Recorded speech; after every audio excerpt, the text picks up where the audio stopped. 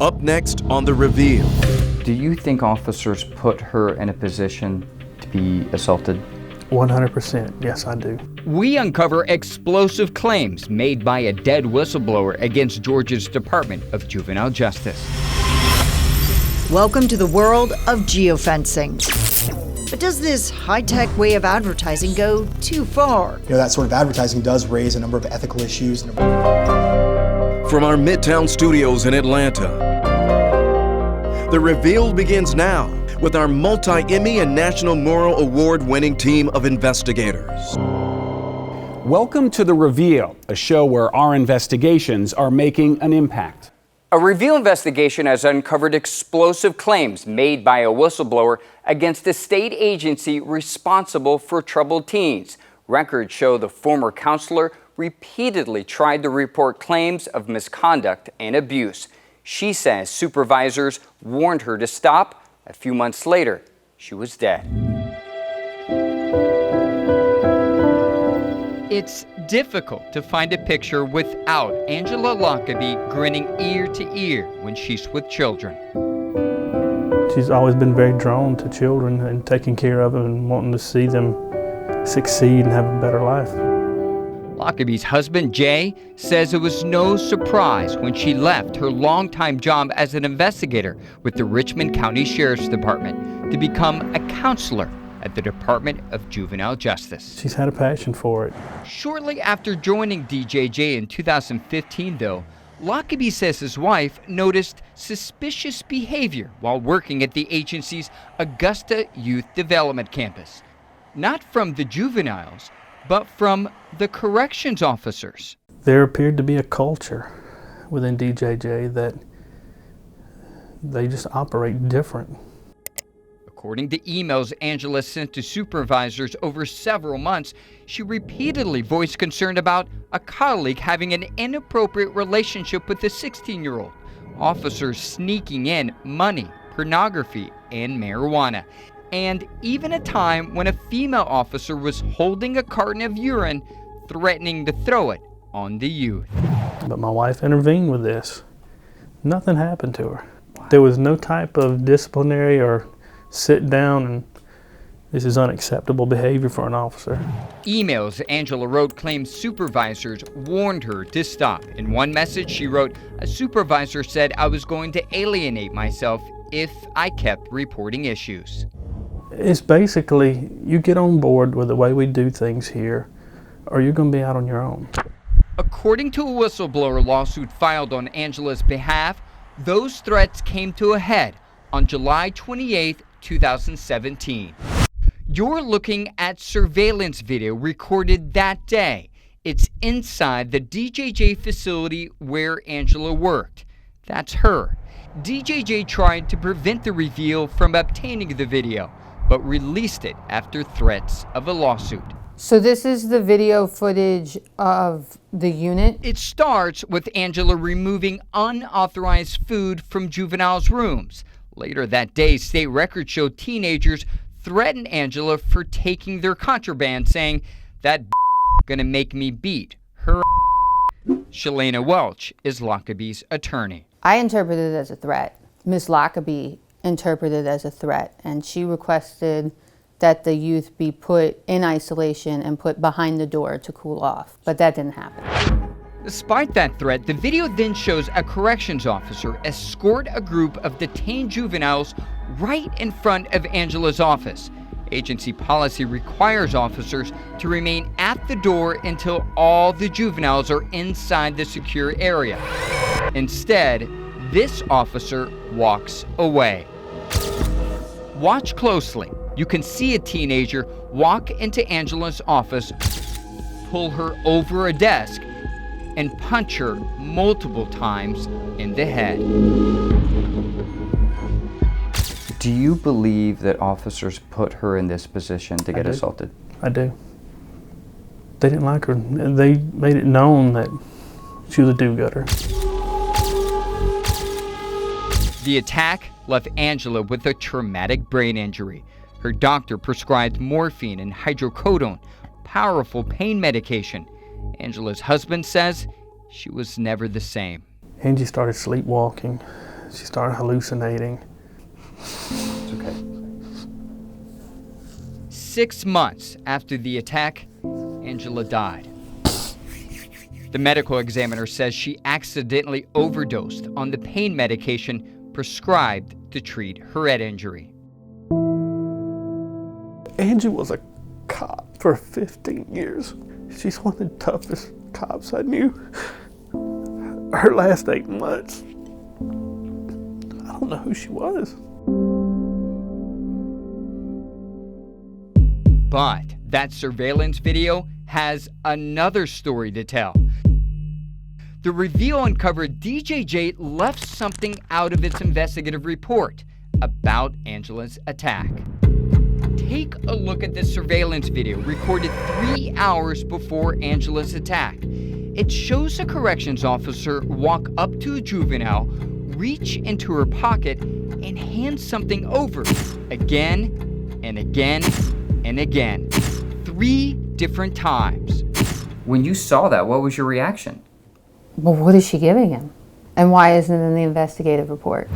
That officer is Takesha Thompson, the same officer seen in surveillance video leaving a juvenile unattended in front of Angela's office before he ultimately attacked her.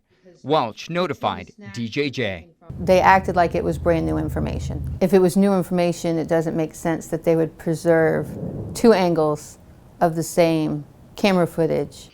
DJJ reprimanded Thompson for misconduct this past March, 19 months after the incident. But Thompson didn't stay out of trouble long. 13 days later, DJJ caught her kissing a juvenile on the mouth. I mean, I think it harms her credibility and it supports the concerns that Ms. Lockaby was raising. DJJ admits it left the incident out of its report, but claims it had nothing to do with Angela's attack. The first thing that goes in my mind is that someone is trying to cover up something. State Senator Emanuel Jones says, based on our findings, he wants the state to convene a special task force to investigate potential cover-ups at the agency. But if there's a lot of underreporting, imagine how many more cases there potentially could be out there, and imagine how much worse the problem could be. That's my concern. So anything further from the DJJ on this? So according to court records, in response to the lawsuit, the state denies any wrongdoing in Lockaby's case. We reached out to the agency's commissioner and the governor's office, no response. So what does Senator Jones plan to do next? So his next move is to write a letter to the governor outlining his concerns and what he believes the state needs to do to address what he believes is a pervasive problem. Senator Jones says the commissioner told him he would co-sign that letter. We'll see if that happens. Up next. That's crazy. You may be good at keeping secrets, but your phone is not. I don't need these companies and organizations to know my every move. The privacy you're losing and the potential solution before it gets worse.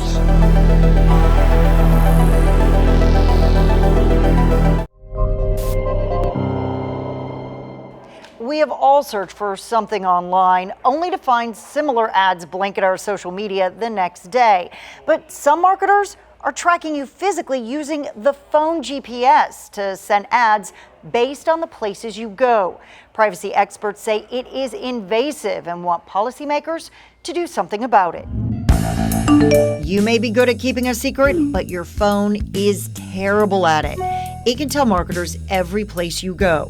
Work, the grocery store, a walk on the Beltline.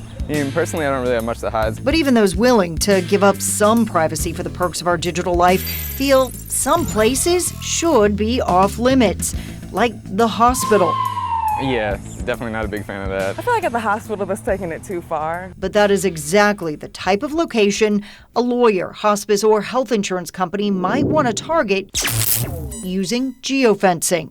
Justin Croxton, the managing partner of Propellant, explains. We can go inside of our technology platform and build a virtual fence. Literally a virtual fence just around the contours of this building. And we're talking about airspace, so it doesn't require really any permission to do it. It doesn't require permission to do it.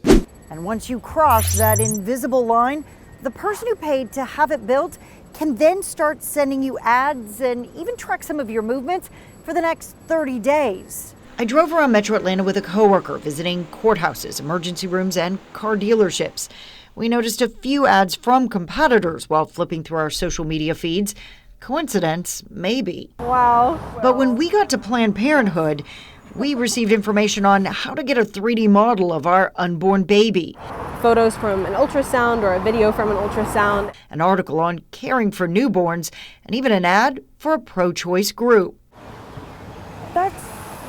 That's crazy. That sort of advertising does raise a number of ethical issues. Privacy attorney Peter Hanna knows advertising is all around us, but argues there is a difference between seeing an ad for a personal injury lawyer on a billboard outside the hospital and on our phone while we are sitting in it. We've all developed really an intimate relationship with our phones. They have all our photos, they have our communications, they have our emails, they have our movements, our calendars. That's why the Attorney General in Massachusetts said no more. The office barred geofencing at healthcare facilities in the state. Lawmakers in Illinois also tried to curb where geofencing could be used, but the governor vetoed it.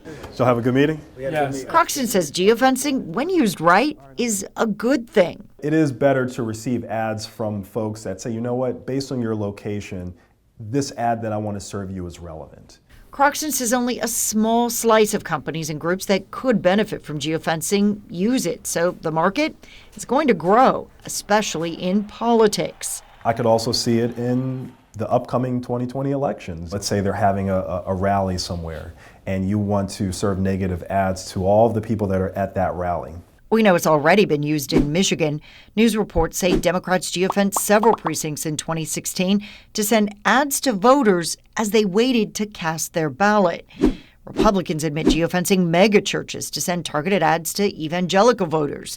And in Georgia, the GOP says several candidates here have used the technology too, but declined to comment on who or how. I need my parents and friends to know where I am, but I don't need these companies and organizations to know my every move. That's weird to me.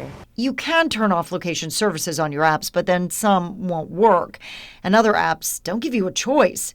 This game doesn't show up in my settings, but according to the fine print, it is still collecting my location. So you think about Angry Birds, Words with Friends, the Weather Channel, Huffington Post. Croxton says these and hundreds of other apps create an exchange marketers can access.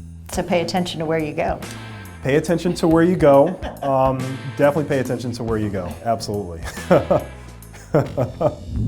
So if a business is tracking you going in and out of a hospital, doesn't that sort of touch on a HIPAA violation? The ruling right now is no, because what they're doing is they're tracking you based off of the ID on your phone, not your actual medical information or personal information. There are election rules, Rebecca, that say just how close you can put signs and advertisements to a polling place. How are they getting away with this? That may actually be something that lawmakers want to take a look at. Some say getting an ad on your phone or opening an email while you're waiting in line and receiving information about a candidate that way are kind of the same thing, but geofencing at an actual polling precinct, some say that should probably be off limits. Next on The Reveal. It's alarming how real the situation is when it happens to you. What a landscaper did to this Georgia gay couple and why it's completely legal. Frankly, this is one of the most blatant that we've seen.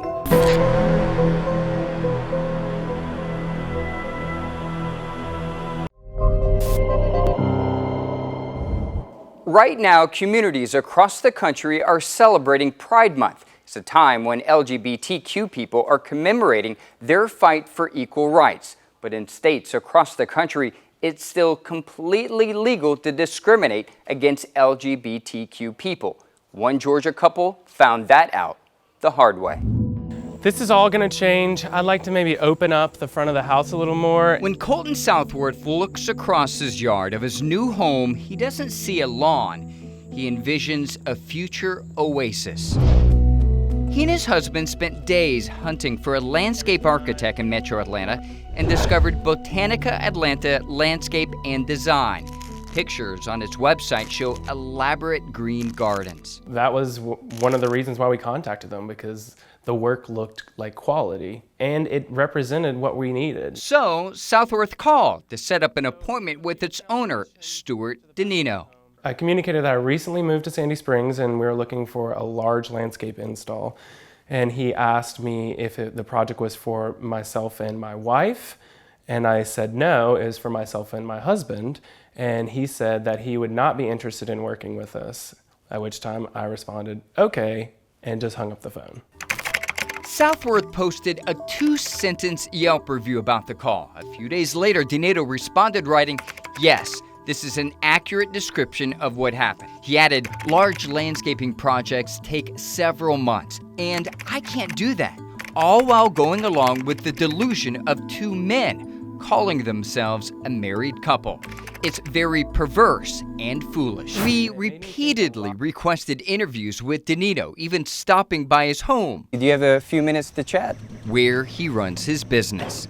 You were very verbal on social media about your beliefs, but you're not interested in saying them in person? No. Jeff Graham is the executive director of Georgia Equality, an LGBTQ advocacy organization. Frankly, this is one of the most blatant that we've seen. Graham says similar discrimination is on the rise. This recent national survey found for the first time in 4 years a significant increase in LGBTQ people reporting discrimination. Yes, we can get married and our relationships are respected and protected in the law just like anyone else. But unfortunately, there's been a backlash to that. There's people who just refuse to recognize that change. Despite his explanation, the landscape business owner didn't break any laws when he refused to work with Southworth and his husband. That's because Georgia and about 30 other states have no law specifically prohibiting against LGBTQ discrimination. That means it's completely legal to fire or refuse to serve someone based on their sexual orientation here. Cities can pass their own ordinances specifically prohibiting against discrimination, but Atlanta is the only city in Georgia with one. It may not apply to DeNino, though, because he operates his business out of Chamblee, and Southworth also lives out of Atlanta's city limits. It is not right that some folks, depending upon where they live, are protected against discrimination, but if they travel someplace else, like to the state of Georgia, to do business or to visit, or frankly to relocate, they're not going to be protected. This is like a traditional hydrangea. A patchwork of laws putting families at risk of legal discrimination. It's alarming how real the situation is when it happens to you. It's still like something we live with daily. Andy, since you first aired this story back in October, has anything changed? Yes and no. About 4 Metro Atlanta municipalities have passed anti-discrimination ordinances, but Georgia still has no state law. That means most of Georgia, it's completely legal to discriminate against LGBTQ people. Turn around. No. Turn around. Our investigations have impact. Is there a reason why you won't talk with me? You've recently been indicted. This is on the record. Change laws. We're going to look to see where maybe we need to change the laws. Expose crimes. Crimes that lead to murder indictments. We would not be able to prosecute this case without that video. See the 11 Alive investigators change the face of local news. You've been watching The Reveal, a show dedicated to impact investigation.